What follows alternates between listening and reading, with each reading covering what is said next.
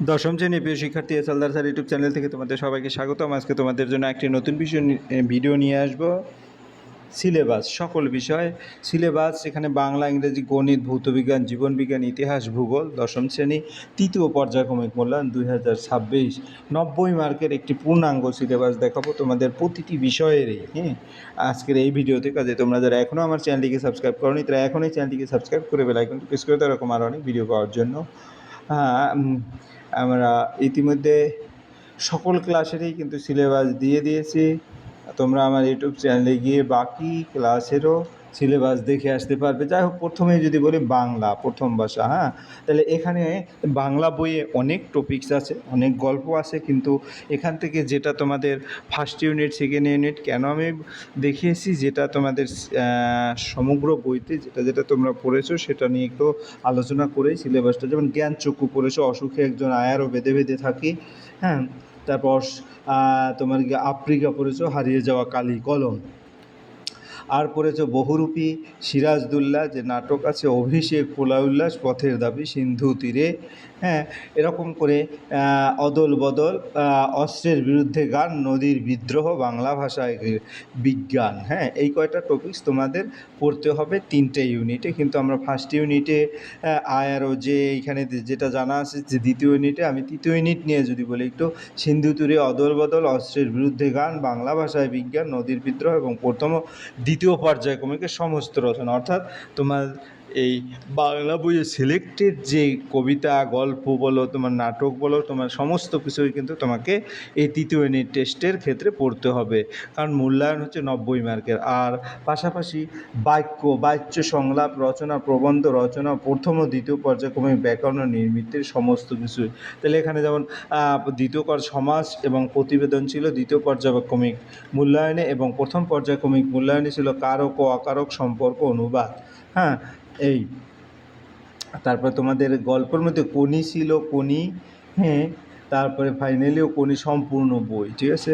এই হচ্ছে তোমাদের বাংলা সিলেবাস। আর এখানে যদি আমি এই তৃতীয় পর্যায়ক্রমিক মূল্যায়নের দেখি, গল্পতে কিন্তু 15 মার্ক আসবে, কবিতায় 15 মার্ক, প্রবন্ধতে 11 মার্ক, নাটকে 4 মার্ক, তারপর পূর্ণাঙ্গ সহায়ক গ্রন্থ যেটা, সেটা 10 মার্ক, যেটা কোনি আছে। ব্যাকরণে হচ্ছে 16 মার্ক, এবং নির্মিতির মধ্যে প্রবন্ধ রচনায় 10 মার্ক, অনুবাদে 4 মার্ক, সংলাপ রচনা অথবা প্রতিবেদন রচনায় 5 মার্ক, টোটাল 19 মার্ক। অর্থাৎ এই প্যাটার্নে কিন্তু তোমাদের মাধ্যমিক পরীক্ষা, টেস্ট পরীক্ষাও কিন্তু তৃতীয় পর্যায়ক্রমিক মূল্যায়ন তো দশম শ্রেণীর জন্য টেস্ট পরীক্ষায় কিন্তু অনুষ্ঠিত হবে। এরপরে আসে আমার ইংরাজি সেকেন্ড ল্যাঙ্গুয়েজ, যেটাকে আমরা ব্লিজ বলি, ঠিক আছে। তো এখানে টোটাল ইংরাজি বইয়ে তোমার কয়টা আছে? 8টা লিসন আছে। Father sells, fable, the passing Bapu, my own true family, our runaway cat, sea fever, the cat এবং দি স্নেল। এর মধ্যে কবিতা আছে, তারপরে তোমার লেসন, যেটা স্টোরি রিলেটেড লেসন আছে।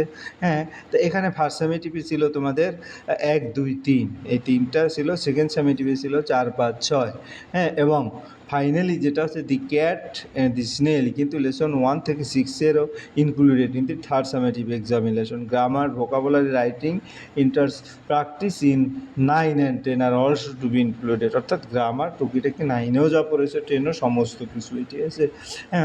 এবারে আমরা যদি একটু দেখি মার্ক ডিস্ট্রিবিউশনে, রিডিং স্কিল সিন কম্প্রিহেনশনে 10 মার্ক, রিডিং স্কিল আনসিন কম্প্রিহেনশনে 10 মার্ক, রাইটিং স্কিল 10 মার্ক, গ্রামারে 6 মার্ক, ভোকাবুলারিতে 4 মার্ক, ঠিক আছে। আর তোমার হলো ফার্স্ট এবং সেকেন্ড সামেটিভ যেটা আমরা দেখেছি, কিন্তু এখানে টেস্ট বা তোমার থার্ড সামেটিভ ইভ্যালুয়েশনের ক্ষেত্রে রিডিং সিন হচ্ছে 12, পোয়েট্রিতে 8, তারপরে তোমার রিডিং আনসিনে 20, অর্থাৎ এটাই 20 এটাই 20, তারপরে গ্রামারে 20, রাইটিংয়ে 30, এবং টোটাল গিয়ে দাঁড়ালো হলো কি 90, ঠিক আছে। এরপরে আমরা চলে যাব তোমার গণিতে। এক চলক বিশিষ্ট দ্বিঘাত সমীকরণ।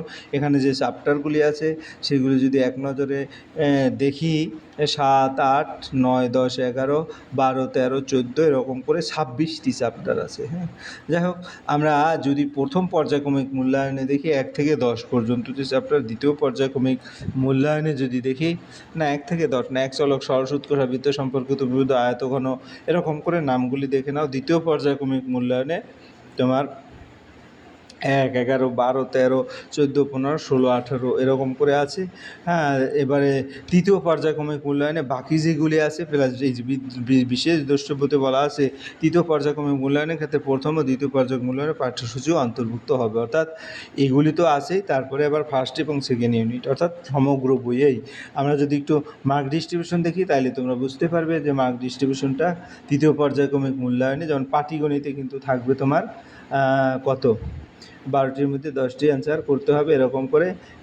আমরা যদি আরও ভালো করে দেখি যে এখানে সরল সূত্র পাটিগণিতে টোটাল 5 নম্বর, এক চলক বিশিষ্ট দ্বিঘাত সমীকরণ, ভেদ, দ্বিঘাতকরণী, অনুপাত সমানুপাত এখানে 3 3 3 মার্ক, জ্যামিতি উপপাদ্যের প্রয়োগ জ্যামিতি এখানে 5 3 5 মার্ক, তারপরে ত্রিকোণমিতি হচ্ছে 3টি প্রশ্নের মধ্যে 2টি 6 মার্ক এবং ত্রিকোণমিতি অনুপাত প্রয়োগ হচ্ছে 5 মার্ক, তারপরে পরিমিতিতে 8 নম্বর। ঠিক আছে, এরকম করে কিন্তু তোমরা অনায়াসে চ্যাপ্টারগুলি দেখে নেবে। ঠিক আছে, যে কোনটায় কত মার্ক ক্লিয়ার করে।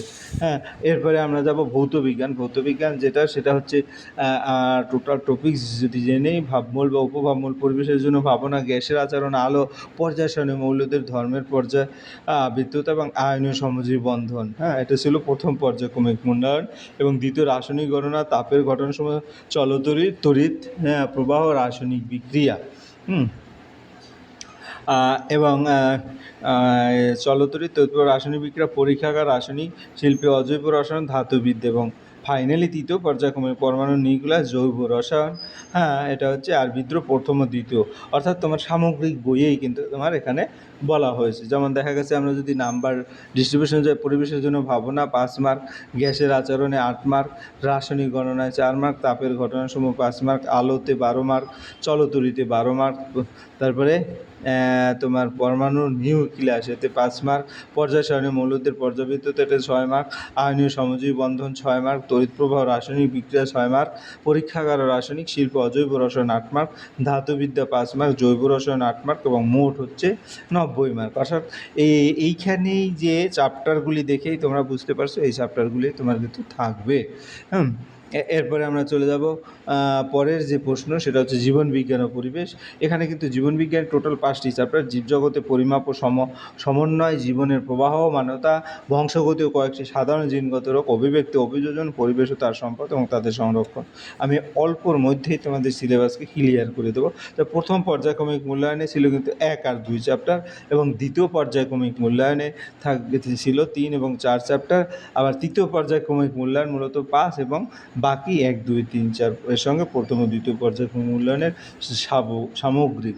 তবে এখানে যেটা জীবজগৎ নিয়ন্ত্রণ ও সমন্বয়, এখানে কিন্তু তোমার টোটাল বরাদ্দকৃত নম্বর হচ্ছে কিন্তু 19 নম্বর, জীবনের প্রবাহমানতা এটা 17 নম্বর, বংশগতি ও কয়েকটি সাধারণ জিনগত রোগ এটা 15 নম্বর, অভিব্যক্তি হ্যাঁ এতে 15 নম্বর, এবং যেটা তোমাদের তৃতীয় ইউনিট টেস্টের জন্য নির্ধারিত সেটা 24 নম্বর, কারণ এখানে একবারও পরীক্ষা হয়নি, এই কারণে এই টপিক্সটা বেশি থাকবে, কাজে তোমরা ওইভাবে ভালো করে দেখে পড়বে। হ্যাঁ, এবার ইতিহাস ও পরিবেশ, যেটা দশম শ্রেণীর ইতিহাসের টোটাল চ্যাপ্টার 8টি, কিন্তু এখানে ইতিহাসের ধারণা, সংস্কার, বৈশিষ্ট্য, মূল্যায়ন, প্রতিরোধ, বিদ্রোহ, তারপরে সংবদ্ধতার গোড়ার কথা, বিকল্প চিন্তা, উদ্বেগ, 19 শতকের মধ্যভাগ থেকে 20 শতকের প্রথম ভাগ পর্যন্ত, 20 শতকের ভারতে কৃষক, শ্রমিক ও বামপন্থী আন্দোলন, বৈশিষ্ট্য, এরকম করে টোটাল 8টা চ্যাপ্টার। এখানে প্রথম পর্যায়ক্রমিক মূল্যায়নে ছিল কত 1 2 3, এবং দ্বিতীয় পর্যায়ক্রমিক মূল্যায়ন 4 5 6,